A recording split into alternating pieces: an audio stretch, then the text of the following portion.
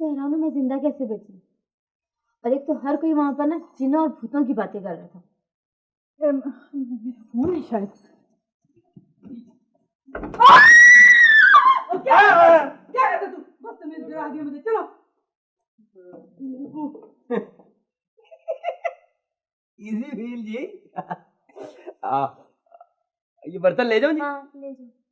नहीं, मैं ये इसलिए नहीं पूछ रहा कि मतलब मुझे कोई टिप शिप की लालच, ऐसी बात नहीं है। वो तो मैं इसलिए पूछ रहा हूँ, हो सकता है किसी और ने भी चाय पीनी हो इसलिए। अच्छा ठहरो मैं देखती हूँ। नहीं नहीं, टिप शिप नहीं, टिप नहीं चाहिए जी।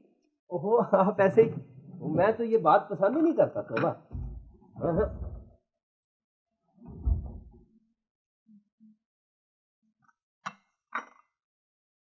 अच्छा ठीक है तुम ले जाओ, मेरा पर्स मिलेगा तो मैं दे दूंगी, मुझे पता नहीं मैंने कहा। नहीं, आपने कोशिश तो की है ना जी, ऐसे अच्छी कोशिश थी। जी